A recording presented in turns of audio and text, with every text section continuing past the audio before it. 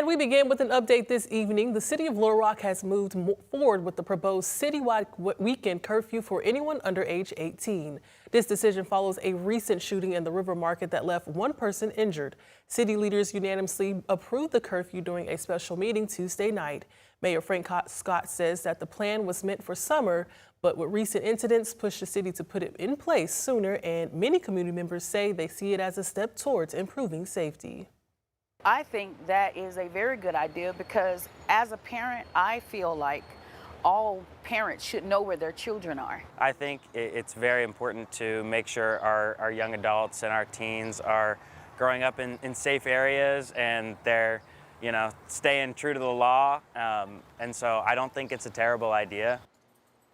This curfew is now in effect as of 10 p.m. last night. Anyone under 18 must be off the streets between 10 p.m. and 5 a.m. on weekends unless they're with a parent, working, or leaving an approved event. And lawmakers voting to open the door to file a bill to increase the homestead tax after passing House Resolution 1006. This year, the report signaled that there could be an increase for the tax credit for homeowners. Representative Bart Schultz sponsored the resolution and explained that the increase is to help keep money in the pockets of Arkansans. The increase would take the tax credit from $600 to $675. I, like a lot of other people in Arkansas, I've seen a time where $75 would have been tremendous to me.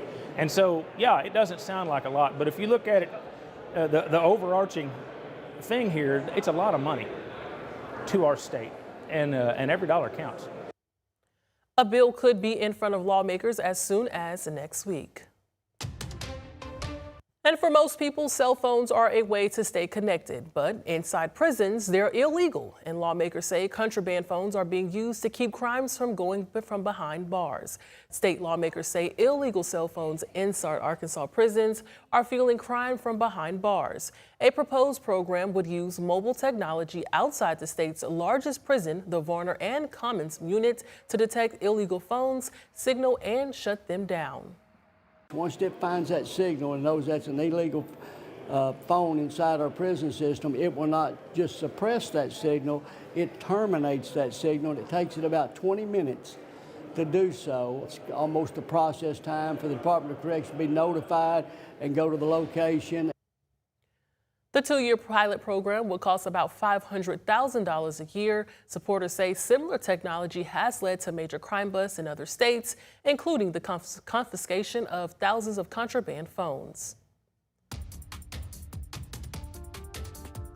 The West Little Rock Farmers Market kicked off earlier today, and beginning today and every Saturday up until the end of October, dozens of local businesses and farmers will set up shop in the Film Alley parking lot in Breckenridge Village to sell their products. Shoppers had the opportunity to shop for fruits and veggies, baked goods, plus more. One local vendor tells us day one was a really good time.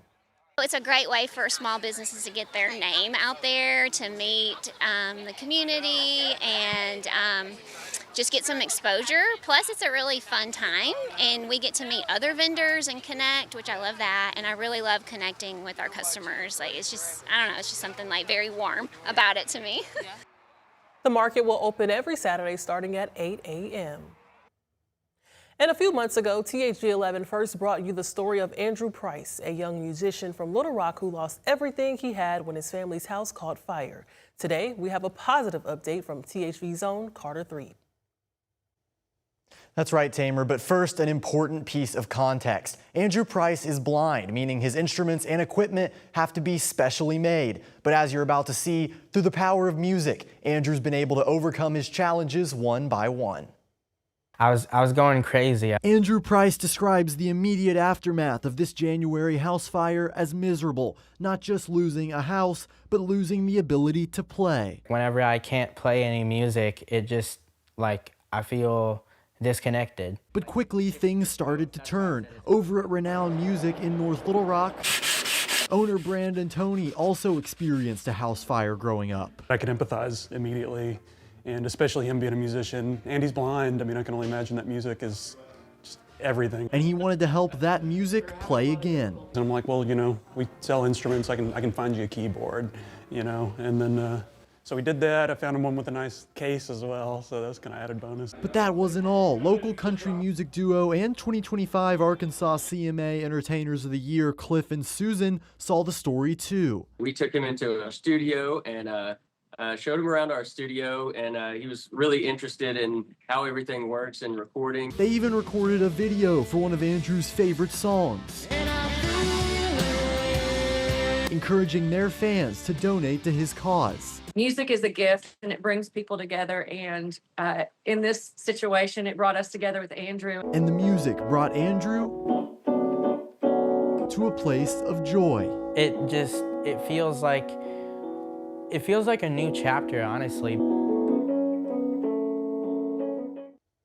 Andrew still needs to replace a few more pieces of equipment, like his BrailleSense computer and his producing software. If you'd like to help, the link for that will soon be on our website, thv11.com.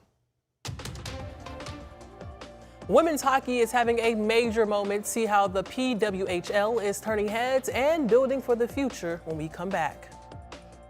And if you're headed to Oakland tomorrow, you can expect a lot of sunshine and some warmer conditions. Your full 7-day outlook is coming up in 5 minutes.